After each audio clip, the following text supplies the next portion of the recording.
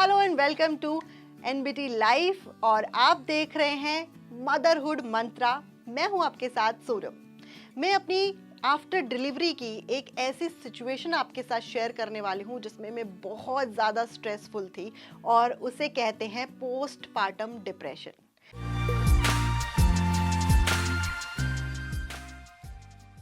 जी हाँ, ये वर्ड बहुत कॉमन नहीं है, ये बहुत ज़्यादा पॉपुलर नहीं है, लेकिन हर माँ इस दौर से ज़रूर गुजरती है और इसे कहा जाता है पोस्टपार्टम डिप्रेशन। ये कभी भी किसी भी सिचुएशन में उस माँ को हो सकता है जब वो बच्चा डिलीवर करती है। ऐसे में बहुत सारी चीज़ों का ध्यान रखना ज़रूरी है। सबसे पहले ये जानना ज़रूरी है कि ये आपको हुआ क्यों है और इसके रीज़न्स क्या हैं, और अगर हो गया है तो इसके सिम्टम्स क्या हैं और फिर आप इसके लिए क्या कर सकते हैं। तो पहले बात करते हैं कि इसके रीज़न क्या क्या हो सकते हैं। सबसे पहले तो आपकी बॉडी में बहुत सारे चेंजेस हुए हैं। हार्मोनल चेंजेस इसका मेन रीज़न माना जाता है, या फिर कोई मेडिकल कंडीशन भी इसका रीज़न हो सकता है।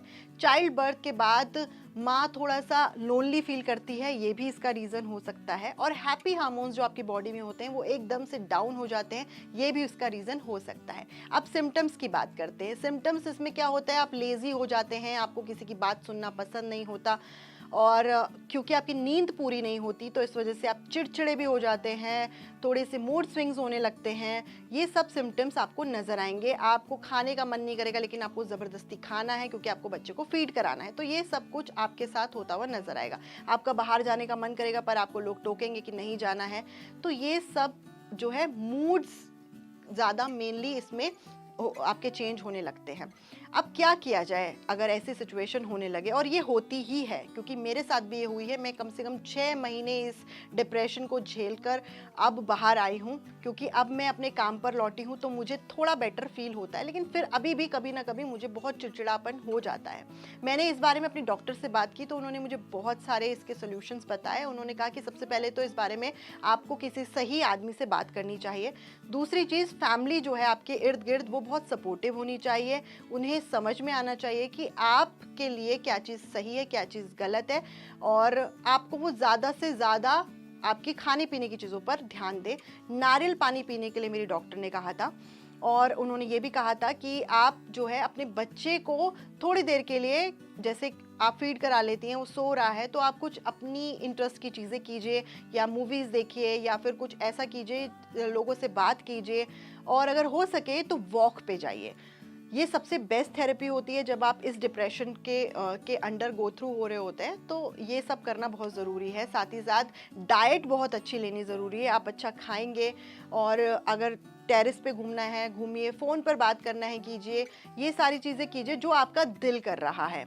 और सबसे पहले घर से निकलना बहुत ज़रूरी है, 4 दीवारी से निकलना ज़रूरी है। जो 2 महीने स्टार्टिंग के होते हैं उसमें तो आपको प्रिकॉशन लेने ही होते हैं, बस वहीं से ये फेज़ शुरू हो जाता है, क्योंकि आप बच्चे को हर जगह अपने साथ ले नहीं जा सकते, उसे घर छोड़ना पड़ता है, फिर उसे फीड कराना पड़ता है, ये सारी चीज़ें हैं। तो अगर आप इस डिप्रेशन से गुजर रहे हैं तो पहले इसका रीज़न जान लीजिए। अगर आपको भी वही सिम्टम्स हो रहे हैं जो मुझे हुए थे, वो भी आपको कंसिडर करने चाहिए इस डिप्रेशन के अंदर। फिर किसी अच्छे आदमी से या किसी सही डॉक्टर से आप कंसल्ट कर सकते हैं, अपनी गायनों से बात कर सकते हैं, अपने पीडियाट्रिशियन से बात कर सकते हैं, वो भी आपको इसमें सही गाइड करेंगे। और मेरी डॉक्टर ने मुझे खाने पीने के बारे में बहुत कुछ बताया था कि आप अच्छा हेल्दी खाओ, नारियल पानी डेली पियो, और भी चीज़ें, क्योंकि मेरी बेटी अप्रैल में हुई थी तो उसके बाद थोड़ा समर था, तो उन्होंने कहा था कि नारियल पानी पीने से भी आपको आपके जो हार्मोन्स हैं उनमें काफ़ी रिलैक्सेशन मिलेगा, आपको अच्छा फील होगा। तो ये तो मेरी जर्नी रही है, और अभी भी मैं बहुत टाइम जो है इसको फेस करती हूँ। मुझे गुस्सा जल्दी आने लगता है, मैं चिड़चिड़ी हो जाती हूँ, और कभी कभी भी रिबेलियस हो जाती हूँ, जवाब देने लगती हूँ उल्टे सीधे। तो इन चीज़ों को आपको समझने की ज़रूरत है, और अभी भी मैं बहुत कोप अप कर रही हूँ अपनी इस चीज़ से। तो अगर आपको भी ऐसा कुछ हो रहा है तो हमें कमेंट सेक्शन में लिख कर बताइए, और अगर हम आपकी कोई मदद कर सकते हैं तो हम ज़रूर करेंगे। साथ ही साथ इस तरह के और वीडियोस अगर आपको चाहिए तो हमें कमेंट सेक्शन में टॉपिक भी लिख सकते हैं, उस पर भी हम वीडियो बनाएंगे। तो फिलहाल इस वीडियो में इतना ही, फिर नेक्स्ट वीडियो में मिलेंगे दूसरे टॉपिक के साथ। Thank you for watching this video, and हमारे चैनल को सब्सक्राइब कर दीजिएगा, बेल आइकन दबाना मत भूलिएगा।